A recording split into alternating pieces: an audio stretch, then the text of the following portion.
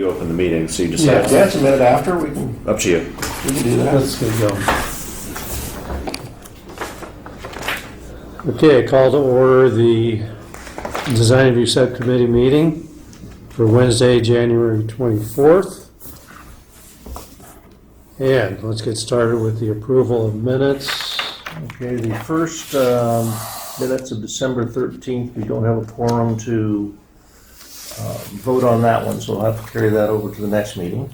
Okay, And then the January 10th meeting, minutes, I have no changes. I didn't either. Then I move for approval. Okay, I'll second. Aye. Aye. Okay, that's approved.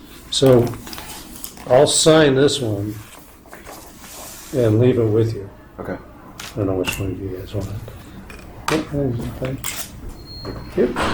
Oh, look at that. Frank Lloyd Wright. You got it. That's nice. That's Yeah. very nice. Plus, it's got some heft. Yeah.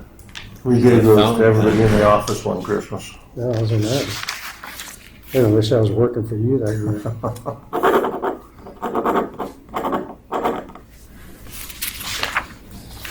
Okay. And if you need a pen, I've got. I think I'm gonna need anything else. I just have my red pencil. I'm a red pencil guy. It's red pencil you can't erase. That's nice. Or you could have turquoise. I think I'm good. I appreciate your generosity with the pens. Okay. Yeah. So if Chris Wright is here, then we must be talking about housing elements. Housing and homelessness, whatever your heart desires. Oh, anything. Today it's housing. All right, well, let's Yeah. get going on item number 2, which is architectural review of the housing element implementation program, the objective design standards. All right, so we're mostly talking about design and design standards, and Chris is an expert on that too. I've learned most of my design from He's been through the program. Yeah. I'll go over just a 2-minute overview of what the objective design standards are and sort of the context for how they may fit into the housing element, but we'll be asking for planning commission and city council direction on that. So this meeting's supposed to be more about the standards themselves. And then we have our consultant on the line. I guess could have tested the audio video, but Precision Civil Engineering is the city's consultant that's been helping us with the standards. We're now on our 7th draft. This is the second meeting of the committee, but we've had a lot going back and forth with the consultant, and then there was community outreach before as well in February and March of this year on the design February, standards March themselves. of 2023. So here's just a minute or two on the process. So as part of our housing element, which was certified by the City Council in 2022, we committed to various housing action plans that are going to get different types of housing either zoned or actually permitted and constructed in the city. And one of the requirements of the housing implementation program is objective design standards that would allow a more streamlined review process. And then the idea behind the standards is that they're objective, so anyone can understand them, and they're more quantifiable rather than subjective, but they'll still result in an attractive development citywide, consistent with what we would expect to see if we were to implement the existing zoning programs that we go through now or the existing city design guidelines.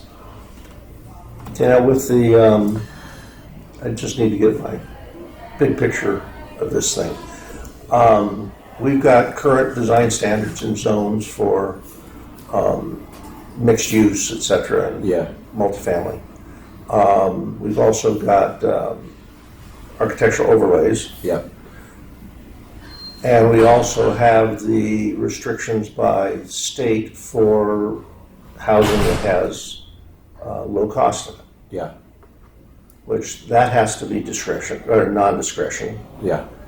So is this making all our multifamily no discretion, non-discretion? The way that Those these standards are written, they could apply to different types of projects that are brought before the city. So primarily they would apply within what's now called the affordable housing overlay on this slide, and we would be calling it the housing overlay, which is kind of the strip along El Camino Real. And then we would add these 6 sites that we're calling rezoning sites that went through the housing element process that are eligible, again, for some of that streamlined review if they build in some affordable component and if they meet the objective design standards. And generally the underlying standards of the zone still have to be met. They might be eligible for things like density bonus or other state laws where they could have reduced parking or increased height. That very often. But the objective design standards are meant to apply similar to how we're applying the existing affordable housing overlay here, just with these few additional sites, and then wherever else we're compelled to apply them pursuant to some state law. So is this going to be, are we going to try to put this in the body of the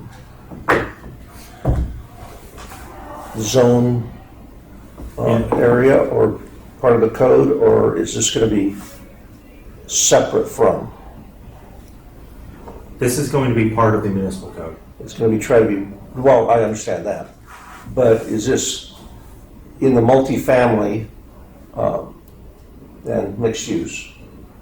We currently have standards and a whole section. Yeah.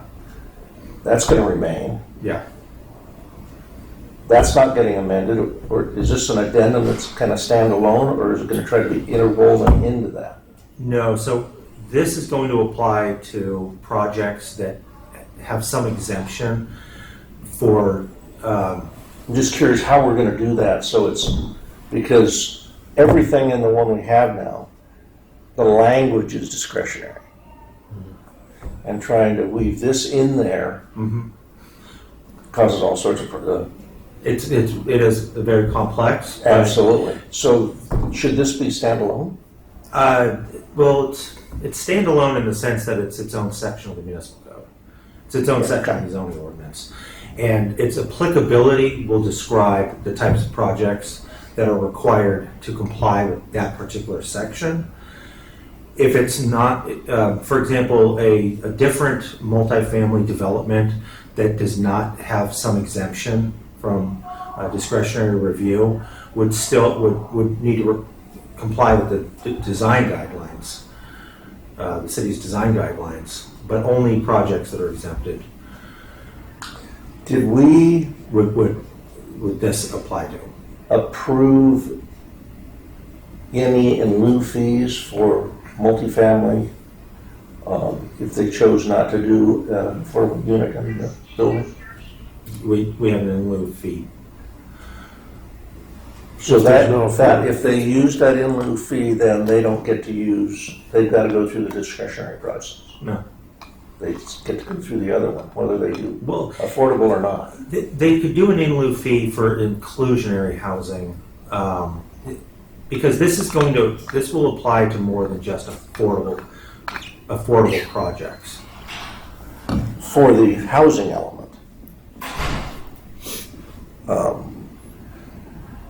You're asking if they can just pay the discretionary If in lieu they don't fee wanna for the do- affordable housing, but then get the bonuses Yeah. of this provision? Generally, no, they couldn't do that. Yeah, because if you're doing all projects that trigger the inclusionary housing requirement are not all exempt from discretionary review. So if they are exempt from discretionary review, then the objective design guidelines would likely apply. That's why I was worried about things being woven together rather than having We may get creative proposals like that, but pursuant to state discretionary law. one and a non-discretionary section. So that really hasn't been determined yet, how you're gonna leave this whole together? No, that's part of this. We're still going to have the section of code that says you have to go to different levels of discretionary review, whether that's ZA, Planning Commission, or City Council for Right. different projects. This is meant to apply when pursuant to some state law, or if you're in the overlay, which is an overlay over the existing zoning code, then you're entitled to a streamlined process. But this isn't meant to replace the existing discretionary review in the existing zones. That's So- pretty tough for the architect to do his. Well, yeah, because which takes precedent. That's the hard part. Because And they're you also- can't be saying, okay, you'll use this section only. If they're all interwoven, you're gonna be be having to pick out only There's, sections within it. we wouldn't be, there, okay, so there's some nuance here. I guess the first thing is, there's a class of development that is now exempted from discretionary review. Without objective design standards, we would not be able to apply any design guidelines to these projects. Correct. Right. So there's that certain class. There are probably some instances, and I'm thinking a mixed-use project that has a commercial component and an affordable housing component. Those are probably going to be the times where there's an interweaving of design guidelines and objective design standards. Because the mixed-use portion of the project is not exempt from discretionary review. The affordable housing is. So that part of the project would be required to follow the objective design guidelines, objective design standards. The commercial portion of the project would be required. And we would have discretionary input. The first level on a mixed use, if it's commercial, doesn't get, No, it would. No, it does. You're saying if there's affordable housing Yeah, attached Above to it. yeah. Yeah, but how can you separate one building or one project into two different, design I don't sections. think it's likely. I mean, I'll tell you, in today's market, people want to build residential, and so if they're able to build just residential, they'll build just residential. Most of the mixed-use projects we have are because we have a requirement that they provide some amount of commercial, and so they've done that. But I can tell you, the Santiago mixed-use project would have been entirely residential if it could have been. The Calvada mixed-use project would have been entirely residential if it could have been. And the state laws that would allow them to be entirely residential, say in a mixed-use or commercial zone, do require some level of actual affordable housing to be developed. They can't just pay an in lieu fee and get all these benefits from state laws or even from our own code. They have to actually provide some level of affordable housing to take advantage of the streamlining and the objective design standards.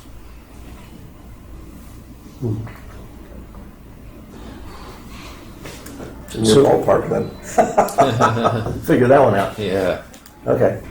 I guess I the think tough part's That's something I gonna needed to just get a big picture of how this was being woven in, because anytime we have a objective standard, it kind of refers to the design guidelines or whatever. Every word in there's objective. So when you look at the draft ordinance, when you go through the use table that's being amended, Okay. then where there's different types of housing, there'll be footnotes that refer you to these objective standards.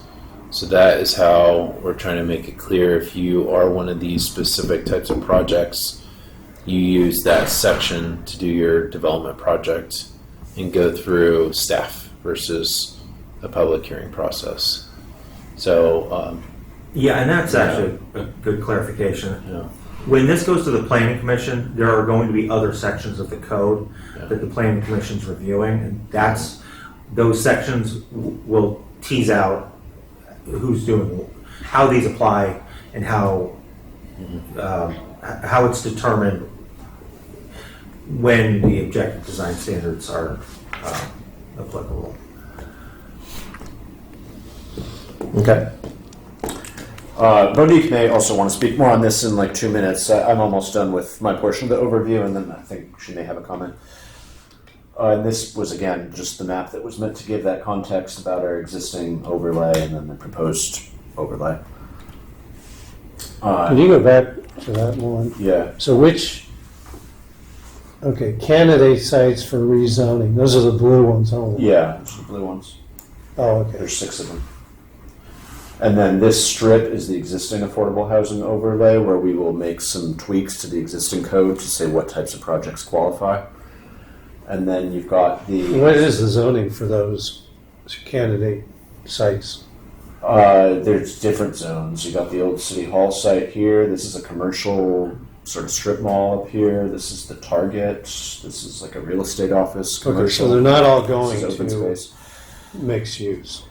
There'd be an overlay, so that's the next slide that would show that no matter what the underlying zoning is, there's going to be a housing overlay that would allow you to develop some level of dense housing over the underlying parcel.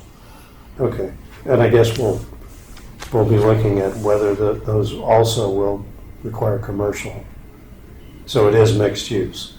They're not just going to residential.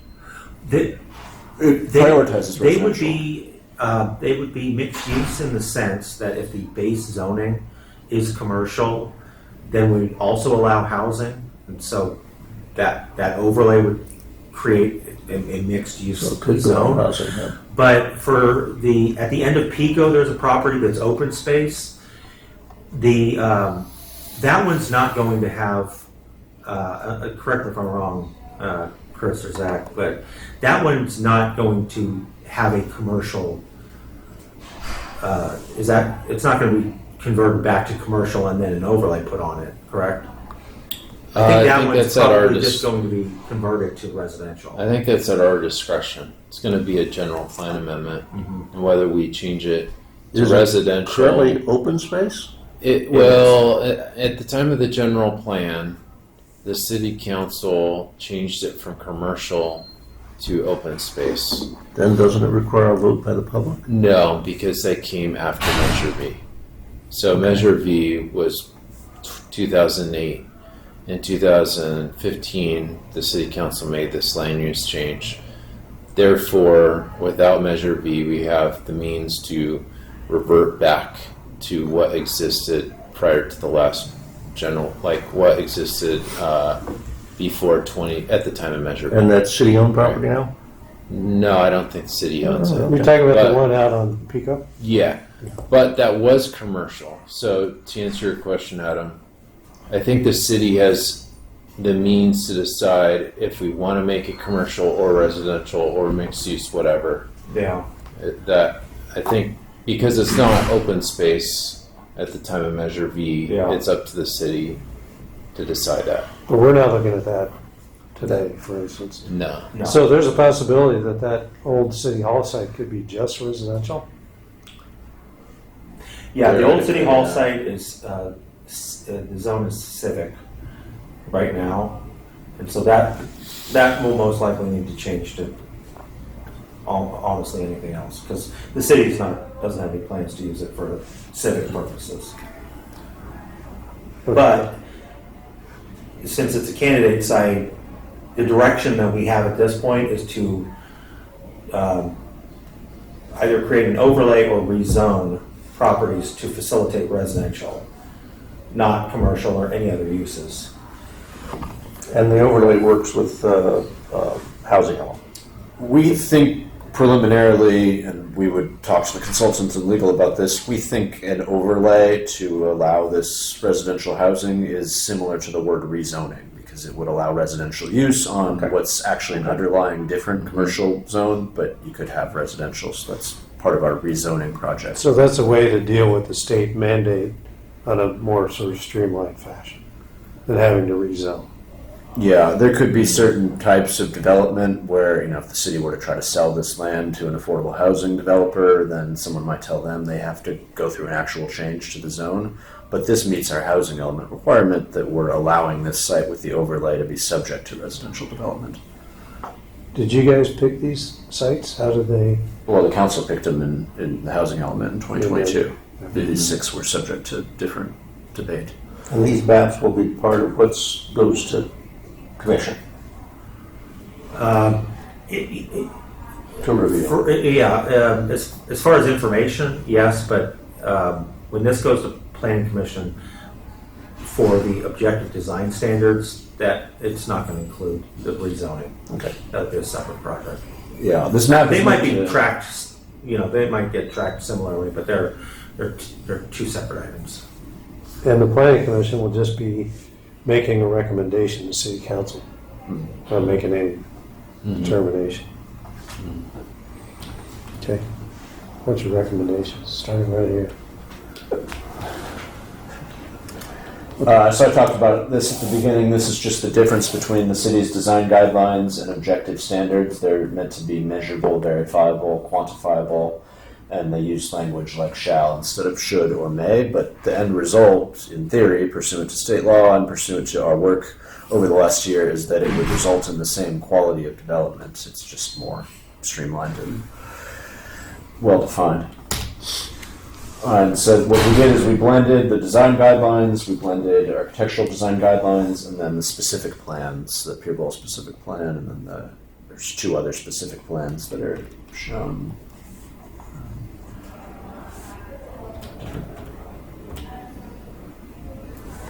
If you go to the map, I can just mention it there. So there's the West Pico Corridor specific plan for Via Pico Plaza. There's the Lowe's site and Target site, and then the little corner, which is that's near the Office Depot. That, just where the cursor on the left, right to the site near. Oh, the one next to the freeway? La Plata and Pico, right there. Yeah. So those are in the Forester Ranch specific plan. Forester Ranch and the Rancho San Clemente specific plan, and then the one at the end of Pico is Talega specific plan. So there's 4 specific plans that would be covered by the overlay. And then we also tried to work in the standards of the architectural overlay zone.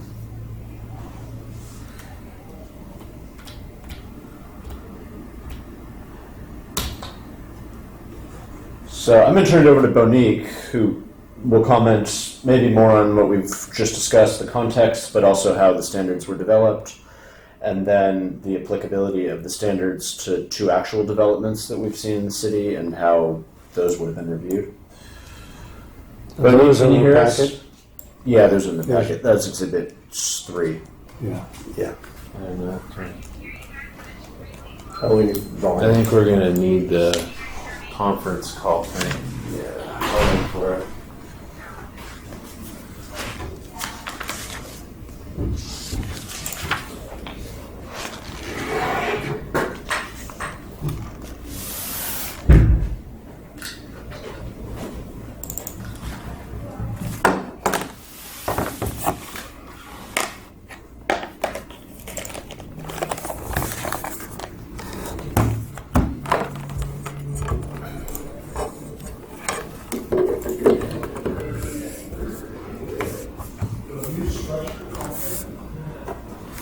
Can you go to the audio, like on the far left where it says mute? Oh, Click the little arrow and do. No, go to phone audio, the bottom. Or, yeah, I need that phone number.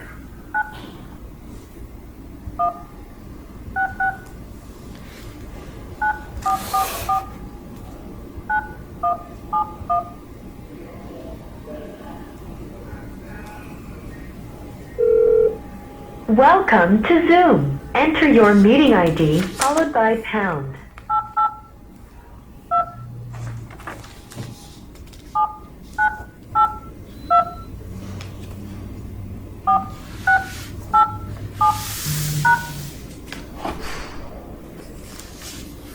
Enter your participant ID followed by pound.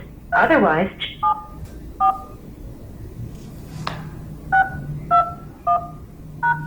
you are in the meeting now. There are now 3 okay. participants in the meeting.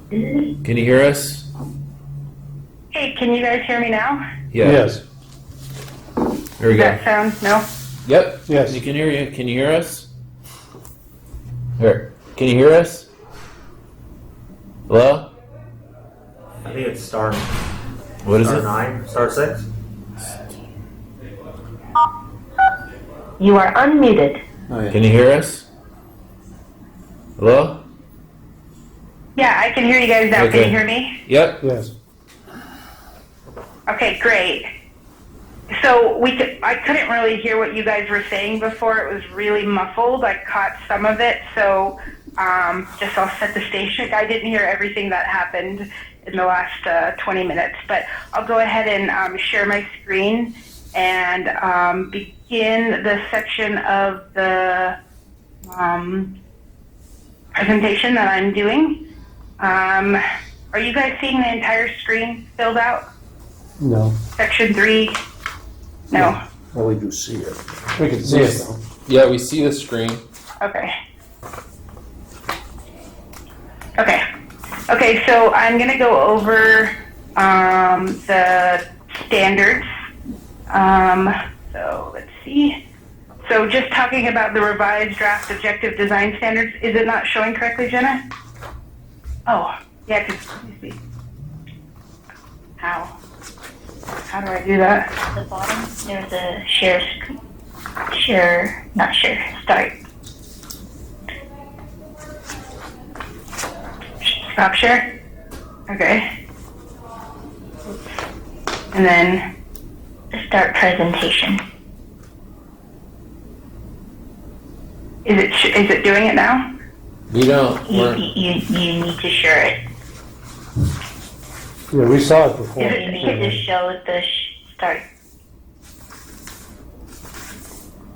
so the top left, see where it says from current slide?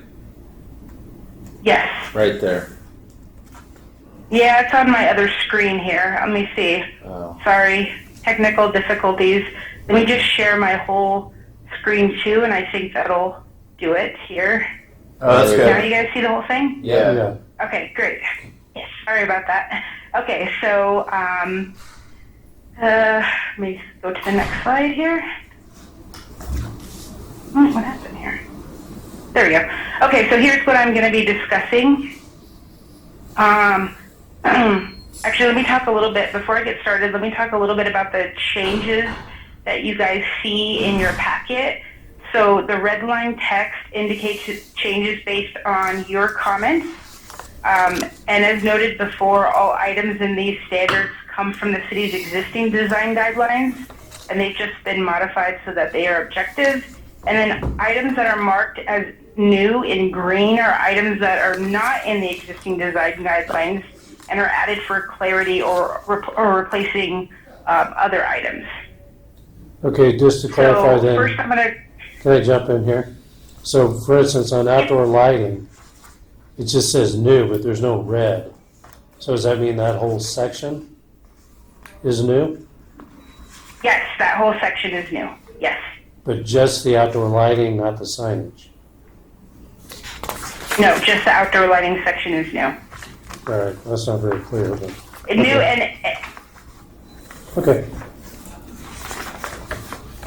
and that, so we're trying to show red text to be the changes that you guys specifically asked for. And so that's why those are outlined in red. And then new is to mark that these are items that don't come from the design guidelines, but come from somewhere else. Often the code is where it comes from. We just cut and pasted. Okay. Okay, so for the presentation, first I'm going to go through your comments and discuss the responses to your comments, and then I'm going to go through the standards and show you the proposed objective design standards in relationship to a few actual projects. So first, this was in your packet. So these are it's a line by line, response outline to each of your guys' concerns from the last meeting in September. So I don't know if you had an opportunity to go through all of these items, but we can go through them now if you would like, and I could point to the page and we could look at the change and confirm that this addresses your comment. So if you look at page 4, and I think since I'm sharing my whole screen, I might be able to pull up the actual document. If that's helpful, just let me know. But on page 4, let me move this over here so I could see it, sorry. On page 4 of the document, we've addressed the comment related to vertical landscaping and foliage. Do you guys see that there? Yes.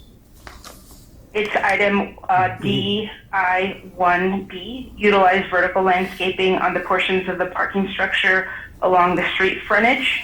So that was a change made in response to your comment.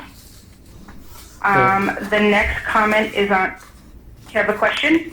Well, this summary of committee concerns, is that's at the back of our packet here? Is that this? I think it's attachment number 2. Okay. All right, got it. Okay, so the next item is you were concerned about allowing more flexibility related to parking lots. So if you look at landscaping and parking lots, so if you look at page 5, so one of the things we did is made the parking port area larger, so that makes it easier to comply with. So 25 stalls instead of 16. And then we added the provision for parking diamonds. So now it reads, parking courts shall be physically separated from each other using building structures, landscape areas, including parking diamonds or pedestrian walkways. So that is the flexibility that you requested. You had some concerns about parking lots being able to comply with these separation requirements. Right. Okay. Okay? Okay, next item, add requirement to space out the trees so they're not grouped together. So I think this is on page 7. So you can see 7, trees shall be spaced at a minimum of 25 feet on center. So that change has been made on page 7 and then also on page 8. Next comment. You had, and I think you guys might have been discussing this before I got on, or before I could hear clearly. You wanted some clarification on standalone residential. Does it mean single family? And I wanted to show you guys this because I think this wasn't highlighted in red, so it wasn't included in your packet, but this will be in the ordinance, and this is related to applicability of what the objective design standards, where they will apply. And so under the applicability section, it clearly discusses multifamily residential. So that was a clarification you guys asked for the last time around. So that has been added to the beginning of the objective design standards. The next item, it was just a typo and we made that correction. Next one is a big one related to open space. You had some concerns that the percentages of open space are very strict or impossible. So what we did is we replaced, after discussing this a bit with the city, trying to simplify it, we've replaced that whole section that discusses private open space, public open space, and it gives a square footage threshold. We've replaced that with a discussion on open space areas, and that's on page, sorry, I can't see the bottom of this page for some reason. What page is that on? You guys have it in front of you. Trying to find it here. Oh, on page 3. So new development shall provide usable residential open space areas as defined by Title 17, subject to the following standards. A minimum of 20% of the total lot area shall be used for open space areas. Open areas calculated as a percentage of net lot area. And then there's a requirement for mixed-use districts that says surface parking and setback areas may be used to meet the open area requirement. So this language replaced the private and public open space requirements that we previously had that you indicated were too strict or could be impossible to meet. Okay, we talked about this. So on the next page of your comments, you asked about entrances or had some concerns about entrances, and you said they should not always be required at rear buildings or open source parking areas. This should be reserved for main buildings. So if you look at page 12, scroll to there, so I'm looking at it too. So on page 12, we have under item B on page 12. The language has been changed. Do you guys see that? Yes, Sorry, I'm hopping from. it's okay. So under multifamily residential development, it says each unit entrance. So we modified language there to make it, to address your concern, and to encourage greater flexibility for that requirement. Okay. And next item was this 51% of units oriented towards a public street seems unreasonable. Any percentage seems too restrictive as a requirement.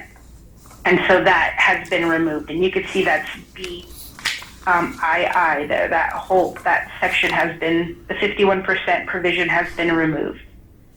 Next item was types of projects, major versus minor.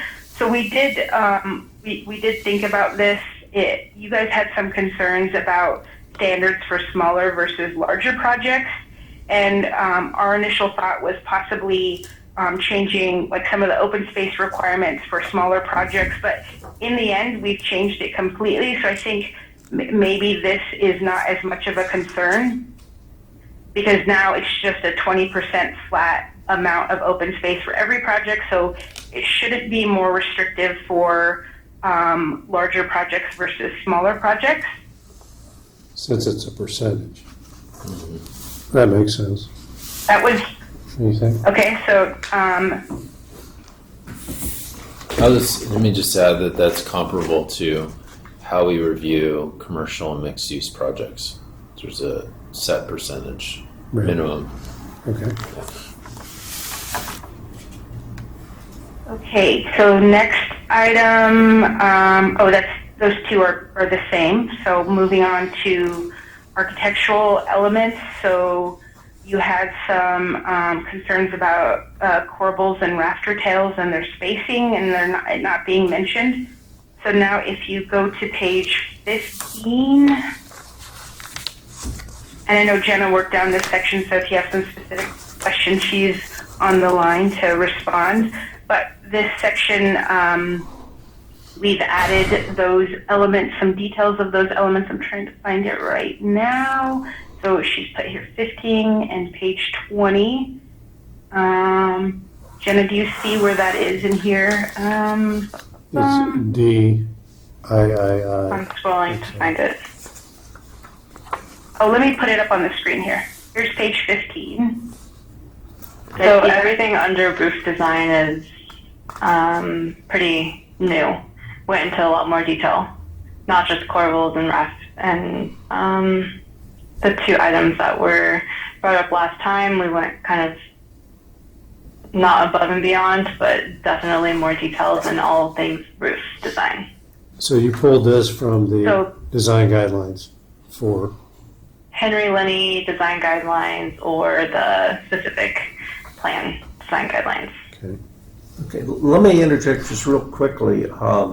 With what we've already gone through, I'm a little concerned that things like signage and a couple little other areas, roof lines, entrances, or whatever, are in the general standards versus specific to a style.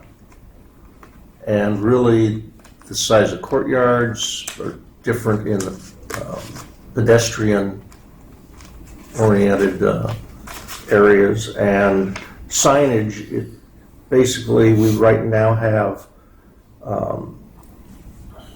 a section that's a sign design shall be consistent with the following standards, and those aren't a bunch of the standards we allow in Spanish colonial revival areas.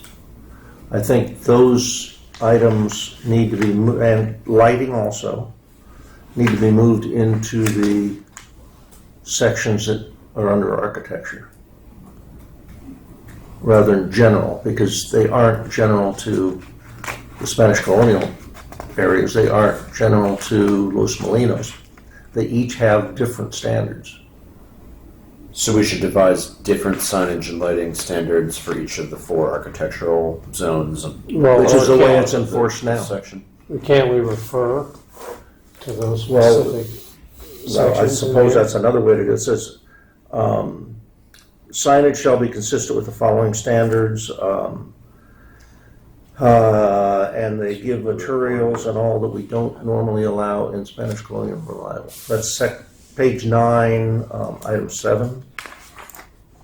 And it seems like those things need to be thrown into the architectural categories to make it clearer.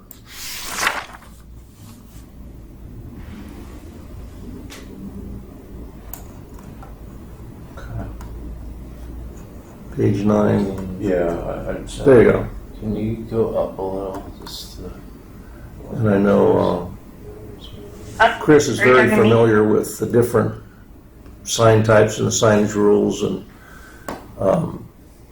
it says you can do it, but I don't think that's what we want to So I have. know, wait. Can you go up a little? Up right, so you can sort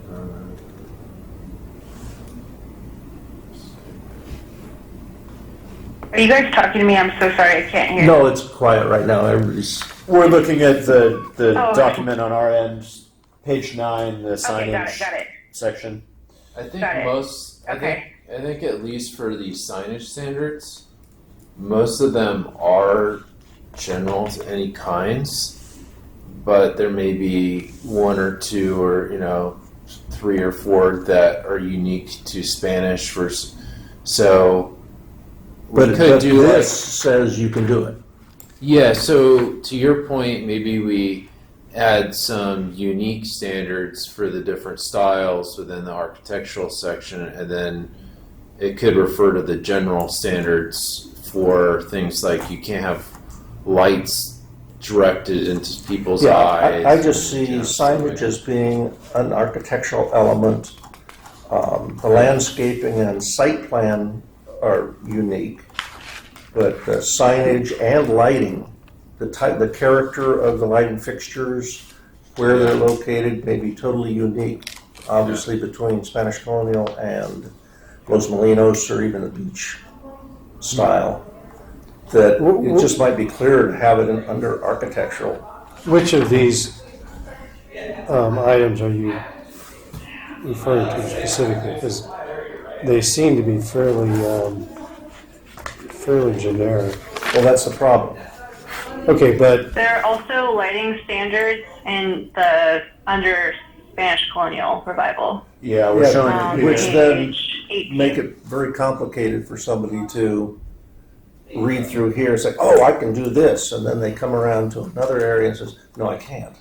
well, maybe we add an asterisk Well, some that way- says, please refer to the specific that's a way to do it. style Um, for further direction, on science. That's the way the document's structured. We have like 15 pages of general standards that someone is going to read first, and then the planner is going to have to point them to the specific architectural what we styles have for in the front 4 of us here areas. doesn't. Well, it's on. Bonique was referencing this page. Page 18 is exterior lighting standards specific to Spanish colonial revival. I know, but you read general ones first. Yeah. So there should be a reference here, hey, there's more standards down. further on in the package. We could do cross references throughout. Anywhere it has a general standard, if there's a more specific standard, we say look further down. Yeah, that's. Yeah, or if we can just add a section that says it applies to all of this, that you need to look further at the specific design style. Yeah, like at the beginning it beginning. says. Yeah, that way you don't have to add it to This each is how you section. use these standards. Yeah, But for the poor guy at the counter, he's going to say, well, you got to do all this. The guy goes home, does his homework, comes back. Oh, by the way, it's also over here. And it says you can't do all of this. That's a good point, I'm trying to and- make it easy for staff to, And it should be right at the beginning, right at the top. or somehow. It Other might standards And that apply. would be Chris's there already. choice of where it is, but I think it needs referencing. Okay. Yeah, I think it's kind of like how the code is you reviewed recently for the administrative development permit, if you recall, at the general standards, and then it says you also may have specific project standards, and then you'd go down. So it's kind of the same idea. Yeah. So It's a good point though, because these Yeah. are pretty generic, which is good. I mean, at least we got them in there. yeah. Okay. And we'll look to see on signage specifically if there's anything in any of the specific plans that talk more detailed about signage architecture. It looks like we have it for the lighting, but we'll go through for signage. It's not just signage, it's signage, outdoor lighting. Open space. Is kind of the same thing.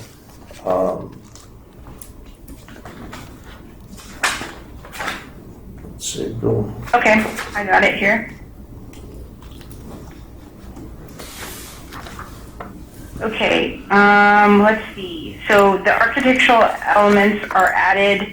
I don't know if you, beyond, I know, so we've just talked about signage and lighting. So just moving on, you had a comment on stucco texture, floor heights, 17 and 22. So let's start with the stucco texture. So that is referenced on page 17. So if you guys want to look there and see if that addresses your concerns, it talks about wall finishes at the very bottom of page 16 and then going on to page 17. And then it's also on page 22. And then floor heights. Sorry, I can't see the very bottom of this slide, page 20. So roof elements, no, that's not where it is. Oh, here it is. For buildings with 2 or more stories, the first floor shall have the tallest plate height by a minimum of 10%. So if you look on page 20, we deleted the followed by the second and the third. Why is it on both locations? Exterior walls, ceilings, and flooring. It's different architectural styles. Page 20 is related to mission, and page 15 is related to Spanish colonial. Spanish colonial. Okay. Yep. Okay. So that's why it's in a couple places there. Okay, so I'm going to move to the next page. Before you go on, we kind of skipped over some stuff here that doesn't show up, I think, in your chart. Like on page 11, we've got a red-lined insert from our last meeting. This would be D on page 1127. That it's being mandated by these standards, and these are non-objective, that buildings on sloping lots shall step down with the topography of the slope. Well, on small lots, that may not be the case. I mean, I'm not sure we can, does that mean, what does that mean? So that was in response to one of your comments. I think maybe we haven't gotten to it yet. Oh, so we're not, Let me see. Yeah, they're not in order. not in order by page, okay. That's one that I just. No, they're. And also roof lines, nothing's red in here, and maybe we didn't catch it, but, Well, I think it seems like you're jumping around here on the. yeah, I'm going by the Yeah, I page was number just and the like- attachment rather than trying to follow this chart. Well, yeah, but she's going through The chart was made from the minutes, Okay. so they go in the same order Gotcha. as the Okay. meeting All minutes. right. I can readjust here. Okay, You're so so for close. this, so we just went through these 3 items. Sounds like these are good. So let me move on to the next page. This is the comments on inserts may be too restrictive for residential. So our response is that the requirements were revised to allow or incorporate this comment Window insets proposed at 4 inches minimum. Door insets proposed at 6 inches minimum. That's on page 18. So I'm going there to page 18.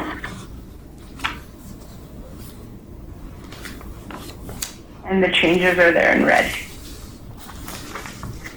Sorry, it's a little bit loud in our office. I'm sorry if you guys can hear background noise. Okay, let me move on to the next item. So roof material, make objective, so not up for interpretation. So the requirements were revised to allow and incorporate this comment. That's on page 15 and on page 15 and 20. Okay. This So is, there's roof materials and roof elements. and roof design. Yeah, under roof design. So roof materials is what we're talking about. So page 15 is for Spanish colonial, and then page 20, this has been addressed for mission on page 20. Okay, let's look at Spanish colonial revival, form and massing, which is on the same page 15 of 27.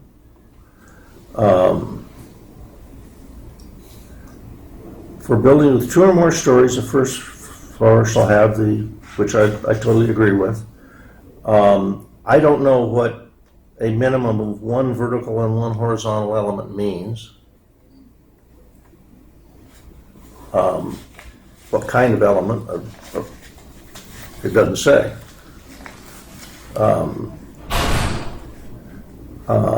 Building facades shall be asymmetrical by incorporating a minimum of more than 2 roof planes. Asymmetrical is, that's pretty interpretive to me. That's not. Well, it doesn't even really tell you what an element is. No, either. no. I mean, it's totally discretionary there. Is it a pattern? We're trying to make things that aren't discretionary.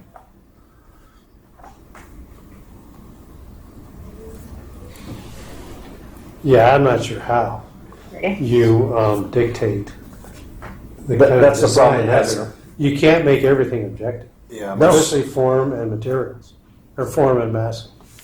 we looked at a lot of other examples. That's a pretty granular thing to come up with an objective standard. You'd have to say like how many linear feet you have to go before you choose That's the roof. that's what makes this thing so Which difficult. is completely different depending on the size and Yeah. I mean, if scale you were and to proportion. throw a graphic in there showing a building and say,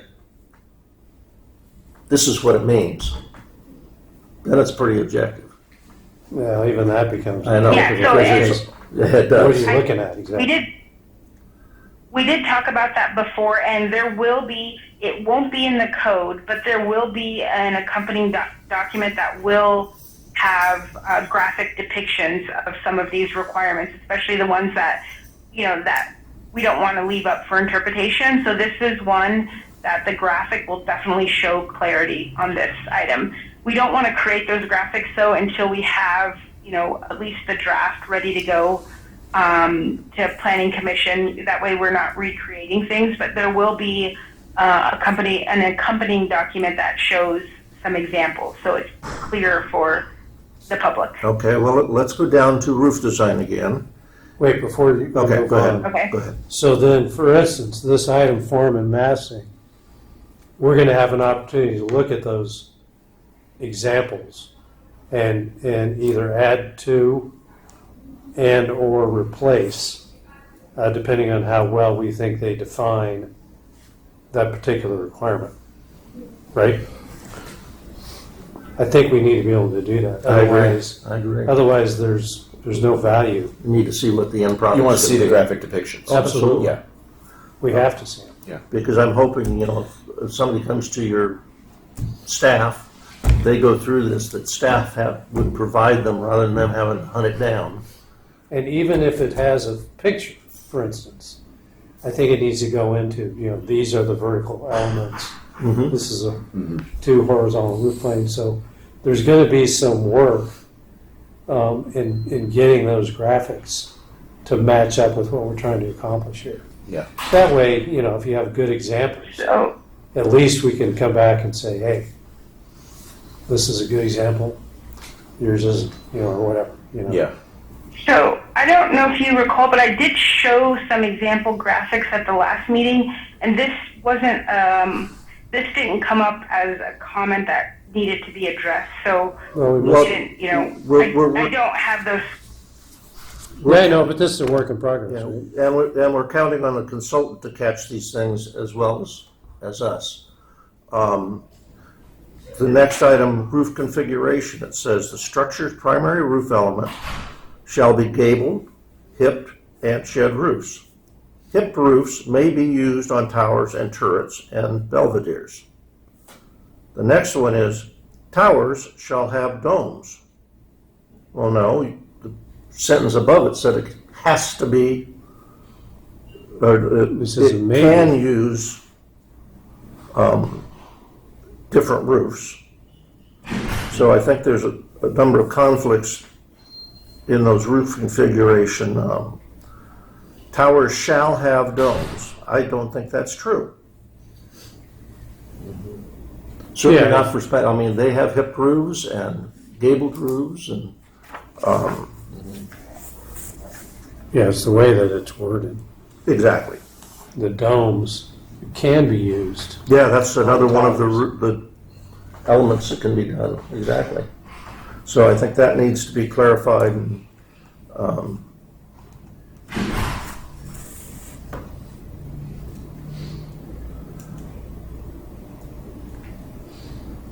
Okay. and the structure primary roofs, yes.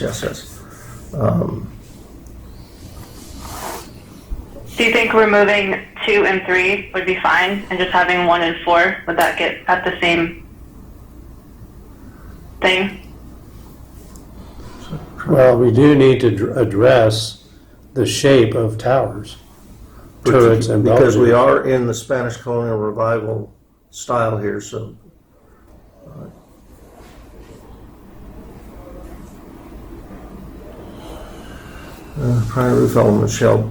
Primary roof elements hip and shed roofs. Okay, that number 1 is correct.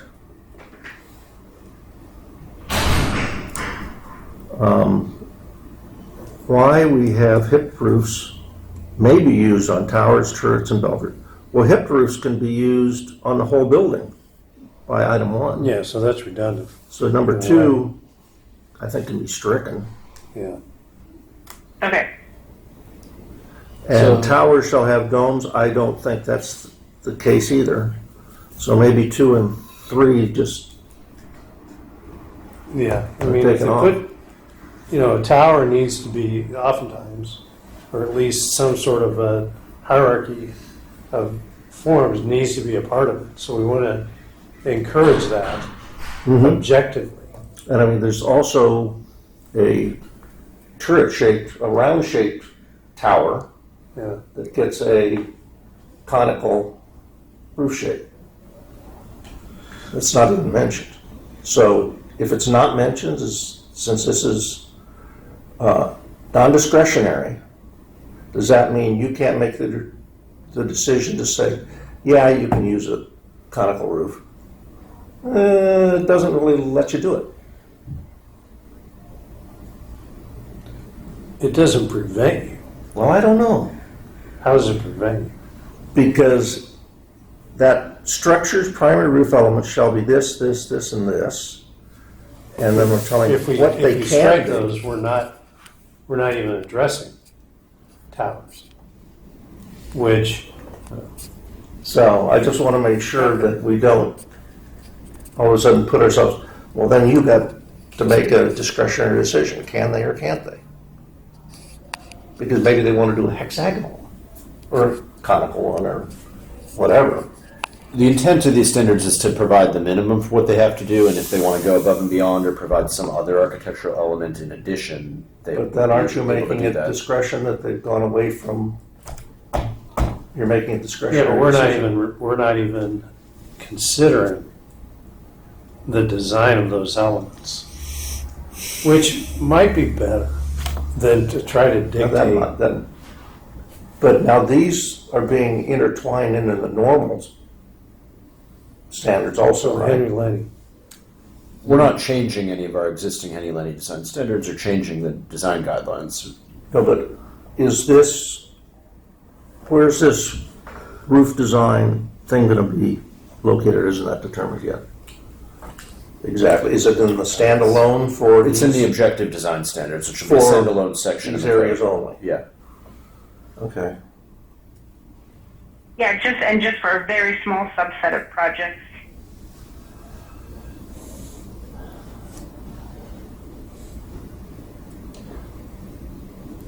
The other thing is there's Okay. still going to be some level of discretion, even though it's not a discretionary review. It's up to the city planner. So Jonathan and Christopher and Adam and I will be talking to project applicants for up to 60 days. There's going to be a back and forth process. That crew you just mentioned, but if there's a whole new crew that hasn't been through any of this, gets into this, it's gonna be real hard to come up with the same decisions that the group you just mentioned would come up with. Yeah. Yeah, but these overlays, well, so they're not necessarily going to come before the DRSC, but you can put them. Yeah, They could you can- choose to come. We can do Yeah, they pre-application can't send it to submittals. us for even discretion. I mean, Okay, so the one that we reviewed last week, the facade improvements, that was not required to come to us, but it did. The architect agreed because he thought it'd be in their best interest. Okay, so it's just a suggestion. So, I mean, well, at some point, that's all we could do, right? I mean, if it's not going to come before us as like a critical location, and somebody just decides we want to improve the building like they did this one last week to mimic Spanish colonial revival as close well, as it wouldn't fall under one of these unless they converted all those to affordable units. yeah, well, that's the way you get under it. Then they could do anything they'd be under the discretion. I just think that stuff like this, you can't dictate good design. You just You can't. can't. That's why it's to It's sit there and try to say what the shape of the towers. Yeah, I mean, It's pointless because if they don't, if they're going to use this style, it's going to be. We hope you it's can't gonna be limit an obvious. artist into, what's modern art. Well, I mean, remember this project would be one that we're going to look at. but anyway, we I'm have seeing this- some things like this that you may pick up on as you get. But let's give her Moving some into it. direction. I Yeah. think we're better off striking those two, number 2 and 3, I think that's necessary. yeah, and because they're confusing. so a couple things to note on. So one is if there's a project that comes in where, say, staff is going through these objective standards and we're questioning whether it meets one, then we have the authority to go to design review and get. It's not a Does the discretionary. state let them do that, Adam? It's not a discretionary decision. It's still staff level decision. All we're doing is talking to you, Oh, right? You're just an Well, you advisory can come body. to us without the applicant. That's true. You We could could just just- schedule a discussion. You could have a meeting with you, right? As long as there's not There a will be quorum. times you won't have an architect on the design review True, subcommittee. I mean, true. well, we have to Sometimes- use I think. And the other thing Sorry. I want to mention is with all planning documents, it's a living document. Oh, yeah. So when we implement this, if there comes a time where we find that it's not objective enough to maybe address a particular thing that comes up, then we'll have to revisit it again. This is just we need to do something to comply with their housing element, but that doesn't preclude us from looking and refining over time. So let's just go back to that project we looked at last time. Is that one where if, let's say they said we don't want to go in front of design review subcommittee, you still, because to me, that's an important site. And I don't know if you're familiar with that one, Chris, but I think that's the one you took, right? The Cordo Lane, the architectural facade Yeah, the improvements, facade. Yeah. roof elements. Yeah, I talked to him about that one. okay. Yeah. So you still, even if they said, no, I don't want to go to DRSC, you still would have run it by us. Is that what you're saying? That one wouldn't have been subject to objective design standards, like I'm you said, saying it unless they is. wanted to set aside some affordable units. That would have been subject to the regular DRSC and zoning administrator. I'm not process. debating that. But what I'm saying is that was an important project that obviously because it was suggested that it goes before us. Yeah. But what we're saying now, we're going to make this a little less objective, I guess, and count on you guys to include us where that's what you think is appropriate. Whether the, just as an informal discussion, whether the applicant agrees to it or not. I think that would be department Yeah. policy that you give that guidance to Adam, and that if we get a big 20-unit project, we'll try to include you as best we can in the 60-day timeline before the city planner has to take a non-discretionary action. Yeah, that's about the best we can do, I think, so. And this gets to some of the discussions we had during the streamlining ordinance. How when, I think what we ended up saying is if something doesn't meet it's questionable whether it meets the design guidelines, then we're supposed to take it to design review, right? So I would think it would be something similar to that, where if staff's going through and we're like, I don't really know if the tower standard's being met here, then we could work, like Zach said, we could work that out and come up with a policy, like when. Yeah, I think that's the best we can do. But yeah, 60 days. Yeah, and we 60 days is actually a good amount of time, frankly, because they still need to get building permits. Right. Okay, so staying on roof design, go to the next page, page 16. Under eaves,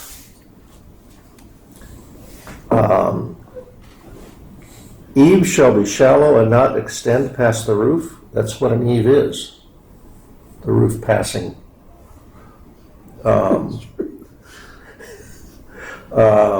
It also says, construct where is it?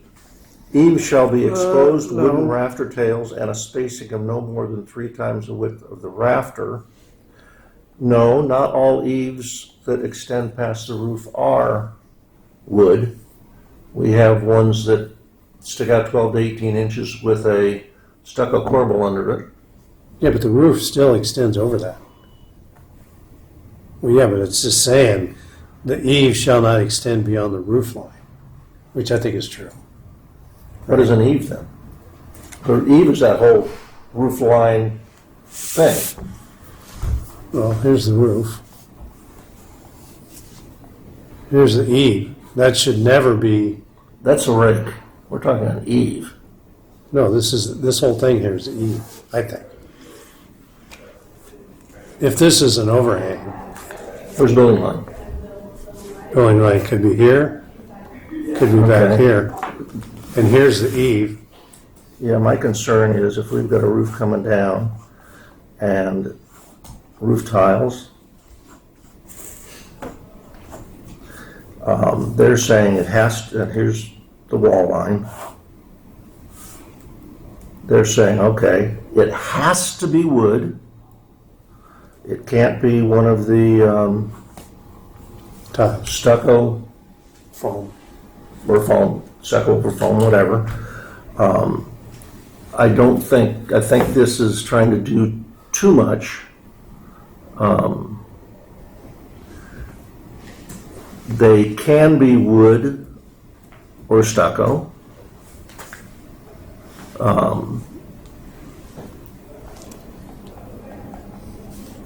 Construct corbels, What's the brackets. definition of eave? Corbels, brackets. I have not really seen a stone on an eave corbelled. No, But they could tear out, I guess, some brick or whatnot. Yeah, precast. So I guess that could be done. So I'm recommending that eaves shall be shallow and not extend past the roof. It is the roof, but eaves shall be exposed wooden rafter tails with a spacing.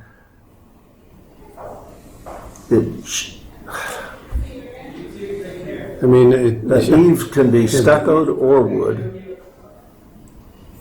I mean, we're talking Spanish only, right? Spanish colonial Bible, Yeah. correct. So the building I can think of in the city that's an example you're describing is the Starbucks building.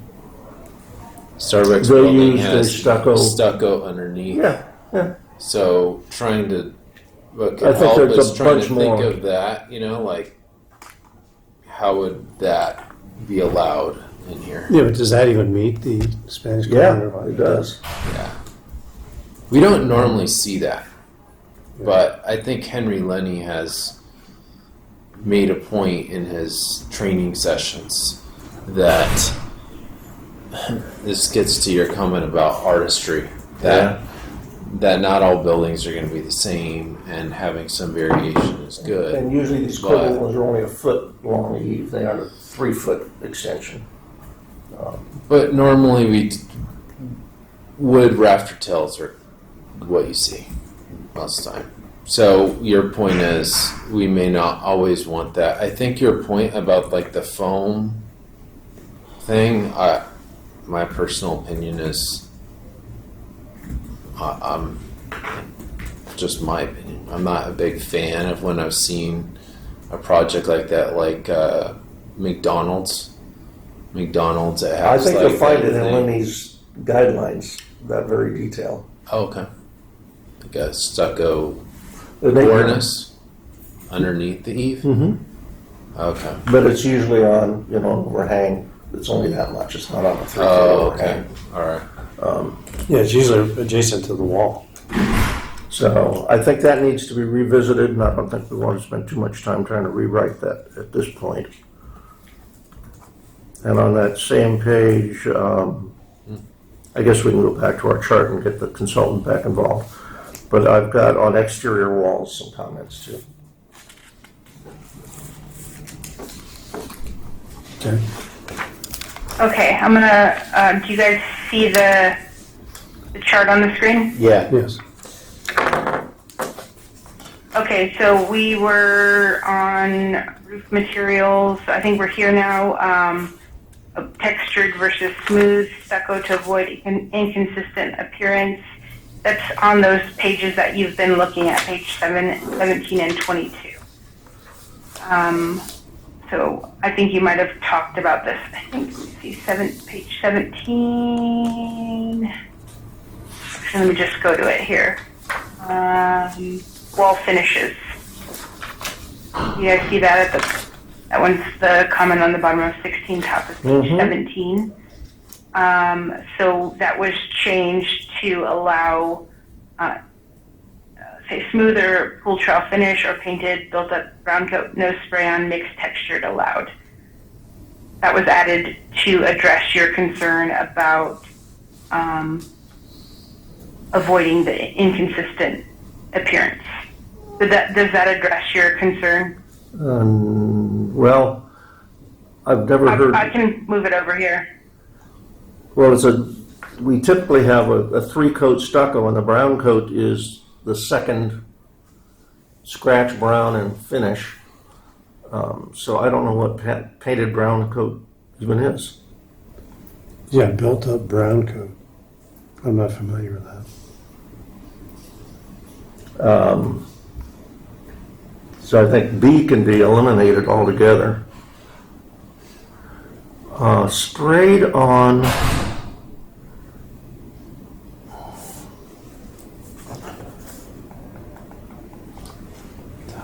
I mean, a sprayed on plaster is allowed.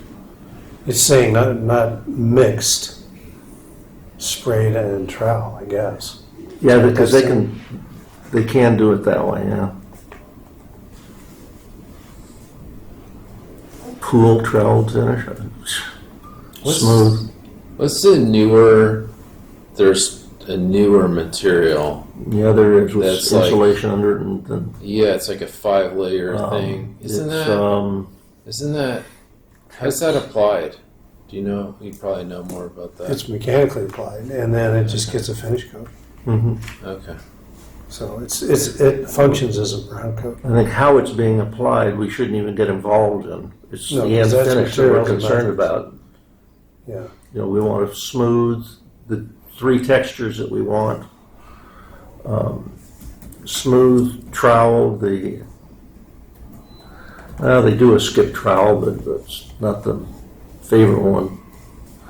We'll get the CVS again. Again, isn't this pretty clearly defined in the Henry Lenny standards? So why are we?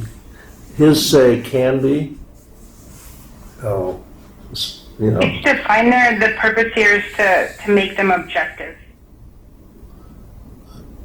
Like really, when I do inspections on projects, we spend the most amount of time on stucco because we try to avoid CVS.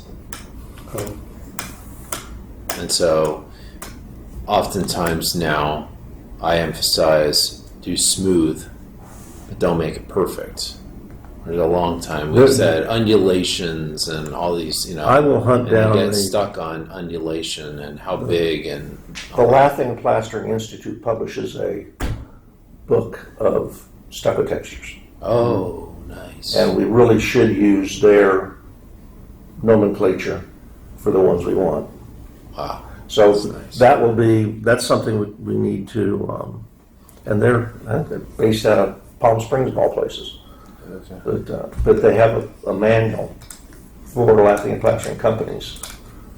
This is what you call the different finishes and this is how you make it. So, yeah, I've never heard it referred to as pool trowel. yeah, so let's I don't know where that came from. visit that as another item that I don't think we can resolve today.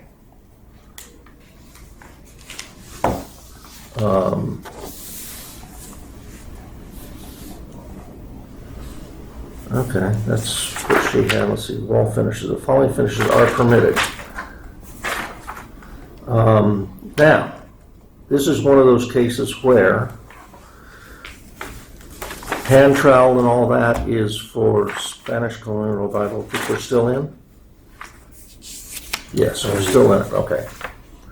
Because in Los Molinos, we can have a whole bunch of different things Right. that we can't hear.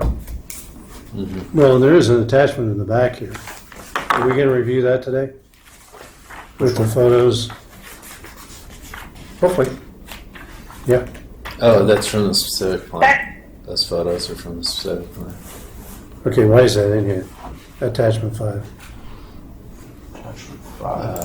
That was strictly for Los Molinos, and that's, I think, just a copy of what we reviewed when we looked Okay, there. we didn't make any changes to that. No, this was meant to just be a visual example of how we're trying to incorporate the specific plans. Okay. Okay. We can go back to the consultants list here again, finish that up for her. Yeah, we're on page, okay. I don't know what page this is.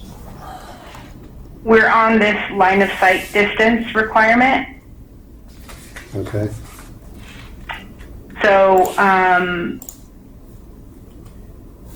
you guys had some concerns about line of sights and meeting the fire department or fire requirements, OCFA requirements. And in order to keep this objective, one way to do that is to have them sign off on the project before the application is submitted. So that's just one thought we had. So there would be a sign off from them. So when they submitted, it wouldn't impact, you would know already, the city staff would know already that those line of sight issues had already been resolved, and it wouldn't impact this 60-day sort of expedited time frame. Yeah, but is So if that, that addresses any of your, is that for specific items? Because otherwise you're saying you have to get an OCFA approval on any project. I don't remember even talking about that, do you? I don't remember it, but that doesn't mean we didn't talk about it. I mean, I don't think we It's can. from the minutes. Okay, if this is what you're proposing, I don't think it's realistic. What page is that on? She doesn't have these numbers, but it's the like the This fourth. was your comment, and this was one way to address it. Is that include 35 building permits, or is this? That must have been Cameron. It's usually for building permit. Yeah, I don't even know why that. OCT, OCFA during. I think I mean, we're just I looking think we at should- planning Okay, approval. I think we should take that out. The fire is gonna be Okay. involved in plan check. One way or another, they're going to have to go to OCFA. If they're a project of a certain scope, they're going to have to get their sign off. Well, if it meets any of the OCFA submittal and application requirements. Mm-hmm. But that's, why would OCFA be concerned about the line of sight from balconies and windows? Bonique, did we previously have standards for the line of sight and we decided to take them out and just leave it to OCFA? Or do we need to identify standards? No, this is just from a comment that came up. This is in the minutes. This item was in the minutes, and I honestly can't recall that coming up either. So, Yeah, but I think I left. I'm at a I'm loss. good on the scratching meeting, so I that didn't get whole through thing everything. Yeah, let's take that out. Just not have Okay. a standard for it. because OCFA will do a review on, check all the sprinkler drawings. Line of sight would be one of them. Like laddering. Yeah, so that shouldn't even be involved in the Planning review. Yeah. planning review, yeah. Okay, we can move on. Okay, let's move on. Next item, street lighting. So you said remove specific type of lighting, refer to type or city document that calls for specific lighting poles. Staff to research this, and so we made this changes on page 7 of the document. Go to it here. Page 6. And Oh yeah, it's on page 6. So it's requirements revised to allow incorporate this comment reference to San Diego series removed. Single or double lamp fixture type remains. Reference now made to city standard.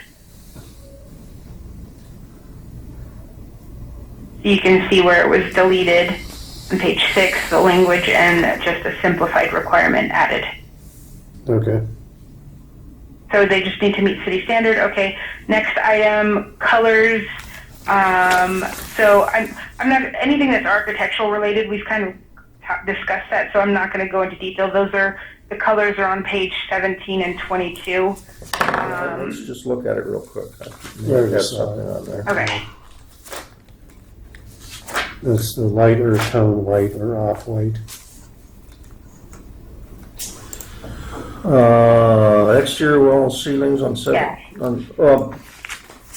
Okay, colors. on 16, leading into this, under exterior wall ceilings and flooring, wall thickness shall be 12 and 24 inches. No. That's a, 4:30. Sounds like it. Oh, come on. the wall thickness has nothing to do with the window recesses or apparent window recesses. Yeah. And I think we should talk about the recesses of the windows and doors being 6 inches or whatever, which gives the look. And what they do with the interior, they're not going to You could make say it. 6-inch minimum, but between 12 and 24, that's a, Yeah, nobody's going to build a wall 24 inches thick. that's a, Yeah.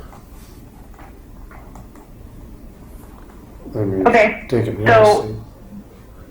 It would be scratch A, because I think we say somewhere for doors and windows that they have to be recessed a certain amount.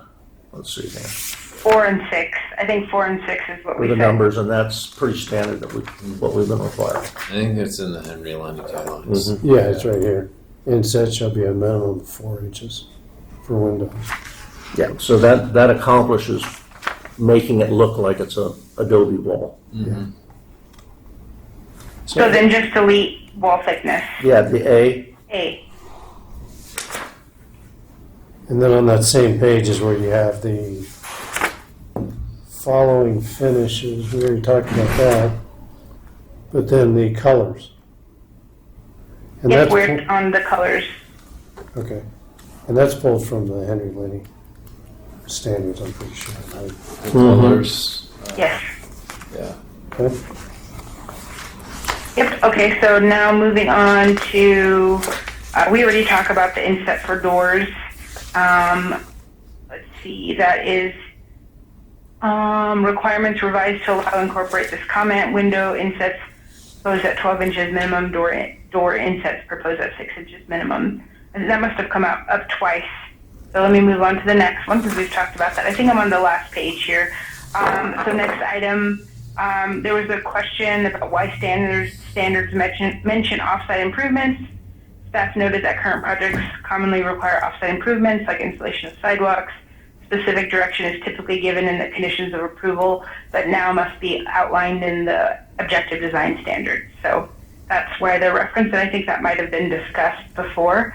And then next item, remove Atomic Ranch reference, so that on page 24, that had been removed, and that just came from an existing, I think that came from the Los Molinos. Right. So that has been removed. So this next section is public comments. So there was a gentleman from the public who was at the meeting, and so these were his comments. Sidewalk policy on page 7 needs to be a requirement for historic tile in certain areas. So this reference has been updated on page 6. Do you guys want to look at that, or can we get to move on? We'll trust you on that one. Yeah, it's in there. You can see on page 6. It's at the bottom. It talks about the two surfaces. And then on the next item, streets. Streets used to have one street tree. Reference has been updated to species native to coastal California. That's on page 8. So there was a question on street tree species. And so on page 8? I'm looking here. Jenna, do you see it there? I don't see it on page 8. Are you looking for spacing? No, oh yeah, it's here. It's II3. Yeah, it's there. Okay, sorry, I missed it. Oh, there it is. Right in front of me. Okay, I see it. Okay, so that is that language was changed to say consists primarily of drought-tolerant species native to coastal California. Let's see. Question, third floor setback standard on page 9. That's been modified, that setback. Or actually has it, page 9. Let me look. Sorry.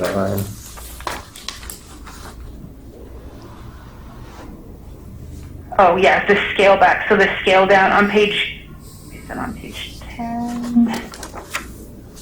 I don't think it's on page 9. I think it was.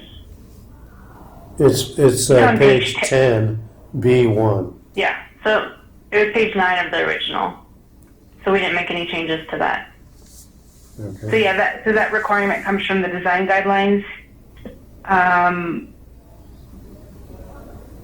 If a building contains the third story shall be set back at least 10 feet from the street facing property line. So that didn't change. And then primarily transparent was another concern. That ended up being removed on page 13 because there's already a 90% clear requirement in the draft standards. Page 13, supportive on flexibility of color. And then on page 17 and 12, these requirements have been removed to encourage greater flexibility. So we talked about the color language already. So that has been modified. Now the next section, I know it's 4:30, so I don't want to get too into this, but I know the last time around there was some concern about the development. These standards, are they realistic or are they too strict to allow for the type of development that occurs in San Clemente? So in order to address this sort of general concern that the committee had, we just looked at 2 projects that have been approved in the city. One of them is the Calbada mixed-use project, to just verify that it would meet these standards. So the 20% open space requirement or open area requirement, so this would meet it. Let's see, 10% of open spaces shall be used for active pedestrian uses. This project meets that. Parking areas located to the rear or internal locations of the property. The parking is located within the building at the rear.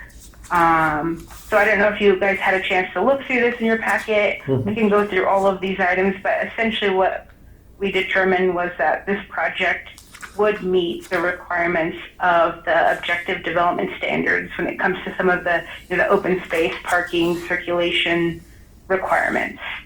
Okay, and So that's, that is Kawabata. wait, before you go on, so that is as we finally approved it though, because they went through multiple design yeah. revisions. Well, he was also on that one going through, Coast. and a zoning change or whatever. Oh, that was Nick Buchanan. This one is the newer. Yeah. Yeah, this is the one Project. across from, Mhm. it's right there on Yeah, on the corner, right? El Camino, Lunch, yeah. when you get off on El Camino. Yeah. Yeah. What's the status of this one, Dave? And then, Last time I did an inspection, it was framing. So. Oh, this is framed? Oh, that's right, it's on the framed, but freeway side. yeah. So they should be doing lath and stucco soon. So Good. I actually need to reach out to them, Anyway.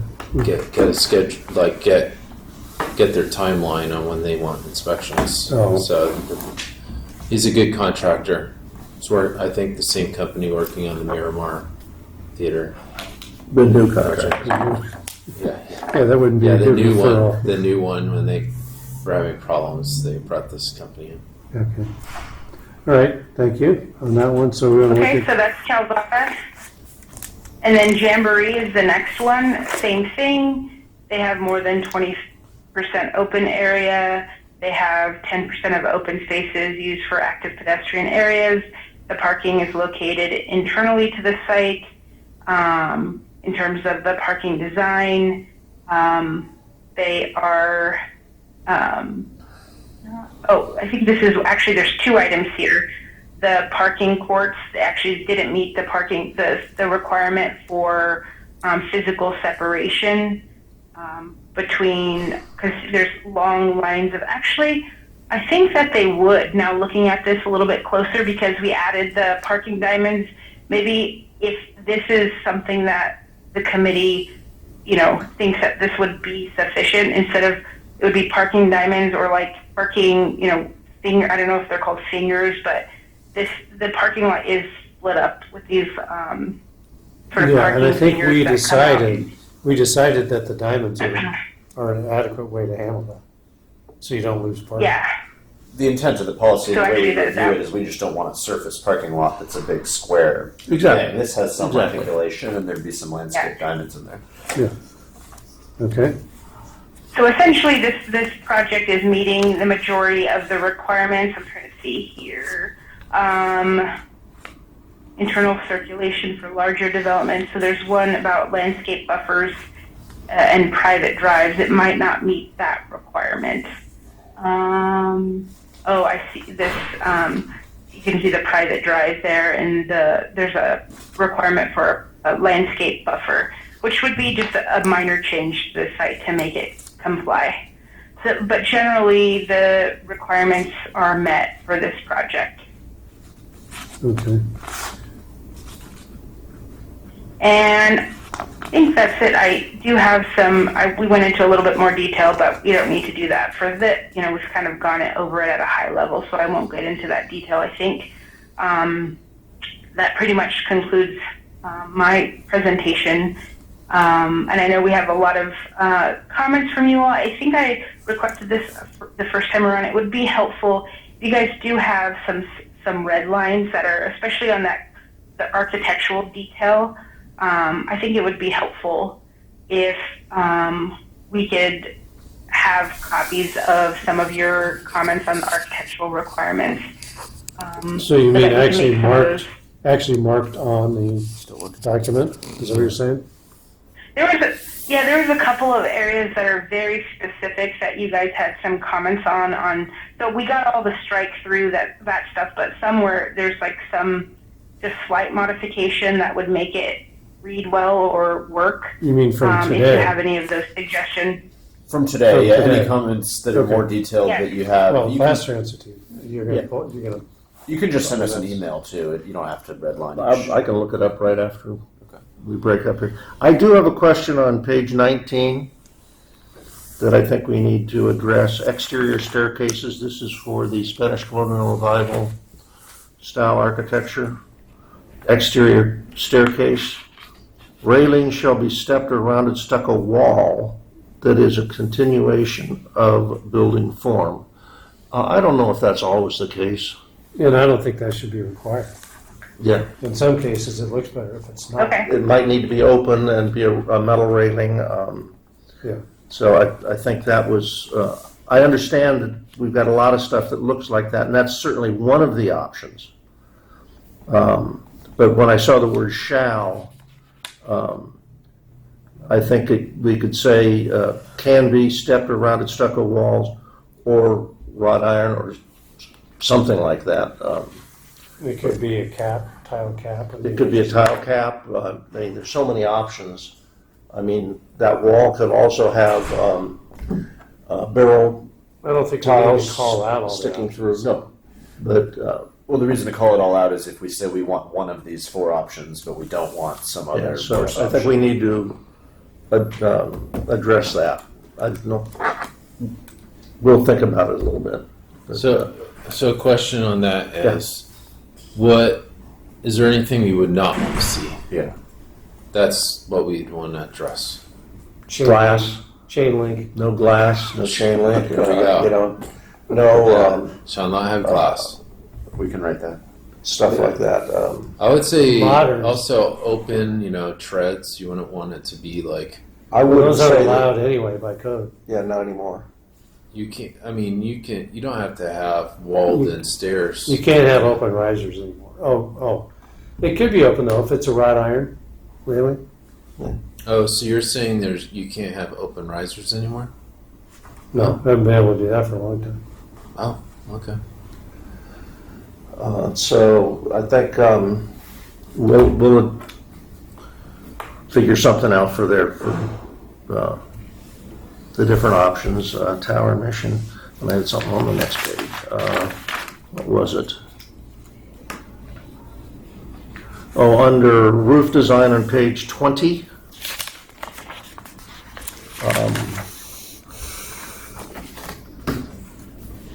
We talked about the form and massing. Building facade shall be asymmetrical by incorporating, I don't know if we even, Well, we struck those two. yeah. But then also under roof configuration, primary roof houses will be gabled, shed roofs, raised parapets, hip roofed. I don't know what a hopped roof is. I think I saw that somewhere. Hopped roofs. Yeah, I don't know what that is. Yeah, I think you missed an I in there on item 7. Oh, should be hipped. Yeah. Just a typo. And then we are in Okay, we'll the, fix that. we are in, I believe, the Spanish or mission section here. And it alluded to asphalt shingles and standing seam roofs. I don't think so. This is a mission architecture. No. This is under Where's that at? II roof materials. The following materials are permitted: terracotta flatter barrel tiles, but no galvanized sheet metal, no standing seam. It says on domed roofs, because they didn't have it back then. They used flat tiles sometimes. Where do you see this? Right here, What page is that? Oh, page. page 20 of 27. Page 20. And asphalt shingles, I think, absolutely not in architectural zones and so forth, so I don't think we can, for mission style design. So remove 2 and 3 under II. Yeah, I'm good with terracotta or flat or barrel tiles probably, and not say what goes on the domes, let them show us what I they're mean, talking I've seen about. mosaic Yeah, that looks, I don't want to eliminate it, but I think those two options don't belong there. Yeah, just strike 2 and 3. Yeah. Yeah, especially 3. Okay. Yeah, That maybe would you, come up maybe you pretty could good. say decorative accent tiles. We could say that. Used. And, Just because you need it's Well, a metal Permissive roof can look good codes. on it, though, if it's. it can, but like is it a a can mission copper. style? mission to me isn't that decorative, you know. It's I mean, I usually- understand the asphalt, like- it wouldn't be asphalt shingle, I'd say rolled using on it. Roll roofing. So, have you seen the new In and Out in San Juan? Yeah. So it has those red domes. It's just painted, right? I believe It's so. painted plaster. Yeah. So can it be which is plaster? in a- Absolutely. That's why I maybe say it we should don't say eliminate by saying it has to be Yeah, it's this, but you've got to be. I think you can do a metal. So stainless keep steel metal one, roof. but adding, you're Yeah, you're well, saying to add as number 2? Leave that open and I'll do a little more research on that. We were going to add painted plaster for number 2, right? It can be, sure. Well, then you should add mosaic tile. Yeah, and where do you stop? You're Yeah. absolutely right. Glazed And I tile think of if any somebody kind. proposes a dome with a beautiful standing seam copper roof, we're not Yeah, gonna turn. copper would be okay, We're not gonna turn it down. rather So than, I think we can't be, I think we just strike the asphalt shingle. okay, I'm good with that All right. for now. I think we had said copper on the, matter of fact, what did we use on, Should say did Starbucks have a, galvanized, or it says galvanized sheet metal. Yeah, we were going It to cross should that. say out. copper. so Yeah. is galvanized Copper. is just, can be a nasty word, I mean, it can, Should it say copper? Well, we could just say galvanized, or I'm sorry, strike galvanized sheet metal and say standing seam metal could do that. may Oh, be yeah. used. That might be better. Because now a lot of the stuff is powder coated and not even galvanized. It's got a Yeah. Yeah, acid etched in Right. finish on it. Yeah. and you can Okay. do a weathered galvanized, that can look pretty good too. Yeah. Patina. Good word. We like it too. Let's see. And we had no comments on Surf City or To get up, Los search it up. Planos, I guess. No, that's just in there for reference. Los Molinos. That was presented at the last discussion, and I don't think there were any suggested changes, but we Yeah. would still apply those standards if we got an application. Okay. Did the is the consultant still there? I think we can probably turn her loose. Yeah. Yeah, I'm still here. I'm still Hey, here. Jen, a very good job. Bonique was And Bonique. the one doing most of it. Oh, and Bonique. Okay, I'll give her Thank credit. you. You guys both did an excellent job. Putting up with us old timers. Yes. So just on Thank process, you. if you have more specific comments, you can email them to me or Christopher, and we'll transmit them to the consultant. We'll bring you back another version of this. We would like some guidance. Our timeline is already 6 months past. We have to get this done by October per our HCD Well, commitment. I'm certainly also not opposed to Chris, as he's going through this, if you want to do it in green or whatever, put any comments for your additions or thoughts that we can review also. Okay. Don't just try to answer our questions, go ahead and insert. You've You've been through the process enough times that, I think we're You're a good dangerously resource. close here. Yeah, I think what would be helpful is I'll think about it. It's like I know that we're so focused on San Clemente, it's what we know, but we have all these projects in Santa Barbara to look at. So if you can think of any projects when you're going through Well, these I've on got a your couple of own, and books you're that like, just, whoa, that couldn't happen. You know, like there's no way we could build that if we applied those. Anything that comes to mind, then let me know, and I'll go and Oh, so for check examples it of out. what not to do? No, it's like if there's a really nice project in Santa Barbara, Do you have that but black because book the of Santa materials don't Barbara? work, Yeah, you know, like let's say the materials don't work to mine's in a box. implement a project in Santa Barbara that is really Oh, good. so we want to add some images. is what you're Yeah, saying. like we were just talking about the stucco eaves, for example. Well, there's probably more variation of design there. I could think of, you know, there's very whimsical, kind of almost like Dr. Seuss-esque details and stuff like that. So we don't want these to preclude flourishes like that Henry Lenny, you know, he suggested don't make all the buildings look the same. So if you can think of anything that you think we should go and look at, you know, like an example of a building, then let me know, and I'll pull Something it that up would in really Google. be good, now that I think about it, in the Lenny guidelines and the city guidelines, they have things not to do. Yeah, they do. And in this exercise of telling people, this is what you can do, it doesn't hurt to say what you can't do. I mean, they've got some examples of how arches were used, Truncated arches. and I mean, that might really help. You know, this I could is take some specifically photos what of we my are own. not looking No, for. there's a lot more of what not to do. Yeah. But that kind of points them in the right direction, though.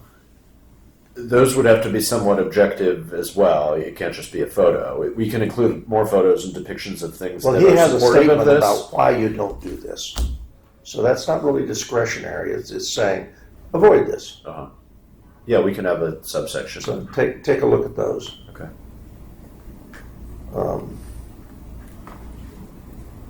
I wish we had a So, printed out copy of his guidelines here. one question I have on colors is with the administrative development permit, the planning commission supported staff's idea of having like a color guide that could be updated over time through the city planner.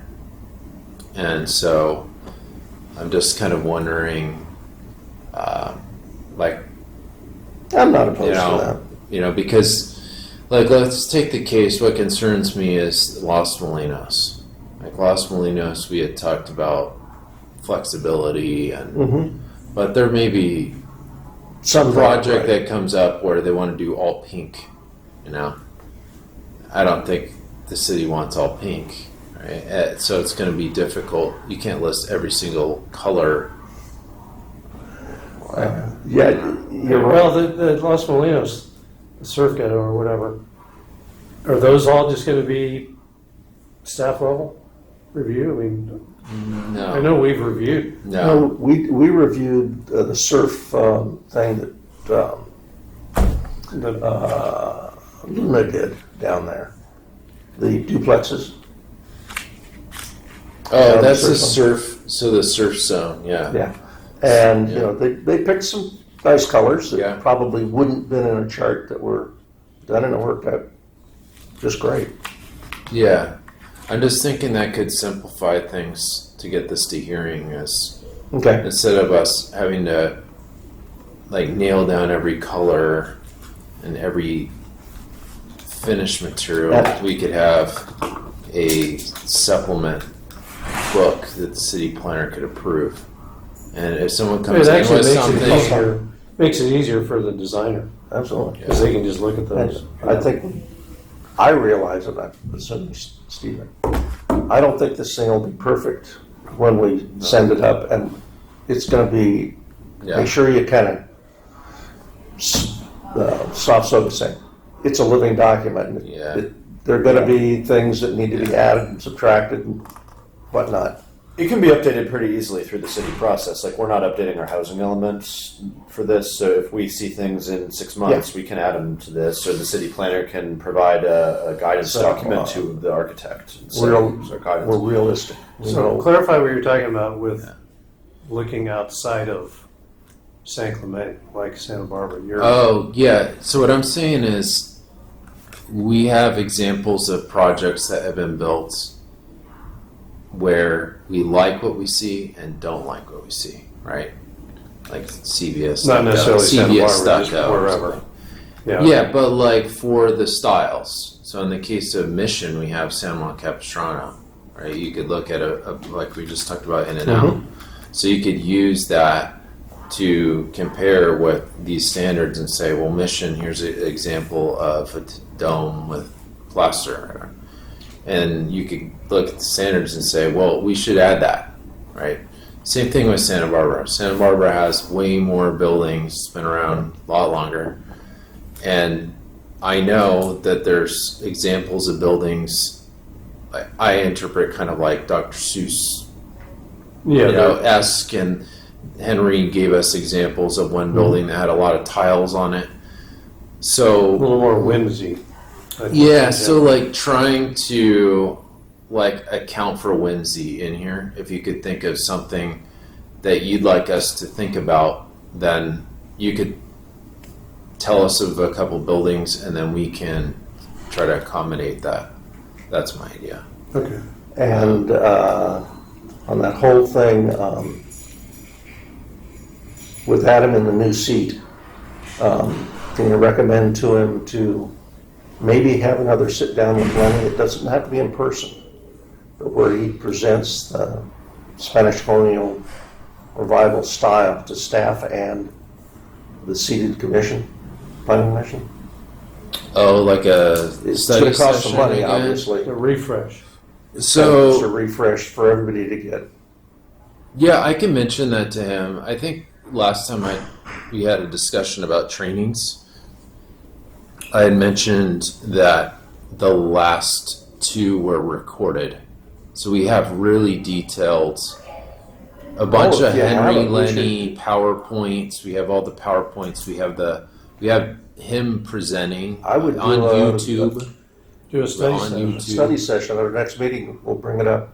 Yeah. Can we do a study session where even if we don't get all the way through it the first time, because it'll probably be more than an hour, Yeah. but that we have a couple of study sessions. He's a good speaker. He's Yeah, he's compelling and he's easy to understand. A lot of that stuff. and he gives a little history of this didn't just come from San Diego. I mean, this really. Yeah. So yeah, we set it up like noticing that there's turnover and it could continue to be a resource, and then staff could be at a meeting and we could stop and we could answer questions, or you could watch it before the meeting and we can go over certain. But I think nobody other than the two of us have really been exposed to it. Yeah. Yeah. So I yeah, think we'll really mention it. Yeah, I think, didn't we have a Henry Lenny session here during, because I remember we did last year at one point. And I can't remember. He didn't come in. No, it was a virtual, During COVID. I ran that with Henry. You did, Lenny, okay. Yeah. which I thought was great. Yeah, that one was all about design review. We took some example I think we did the Calvada mixed use one. Monique, I'm going to close the Zoom. Thank you for your help. Thank you. I think they're already gone. Oh, yep. Oh. Thank you. Goodbye. Goodbye. But yeah, that's so important to Yeah. get everybody, because everybody's new and forgets. You mean Yeah, I on mean- the commission or on? Pretty much on the commission, Yeah, that's true. I mean, I really wouldn't mind if you could convince council to even listen in. It's on YouTube. Especially with regard to design review, It's because we have important. some naysayers on the current council, just with regard to this process. But not that many people complain. It's usually be the plan check that they really get upset with the timeline. I mean, that's where their biggest delays are. Entitlements too. And I mean, I'm still in this business, and the entitlements is the killer. But unfortunately, it's not so much the design review, as it is all of the California mandated environmental stuff, you know. Yeah. That's the killer. Yeah. I mean, we're designing sites now based on the water quality. It's like that's the last thing that should be like the tail wagging the dog. Well, just because we have permeable soil over here, that's where we're going to put the, you know, open space. Like it's the worst place on the site, you know. Stick the building back in the corner or something, so you can have water. Oh, yeah. Okay. The rows, okay, let's see. Do we have any more now? Okay, well, we got to formally Yeah, we got one more to close. wrap things up here. So I'll go ahead and, let's see. No new business, no old business, no oral or written communication. I move we adjourn to the regular meeting of the Design Review Subcommittee Wednesday, February 14th at 3 p.m. in the community room.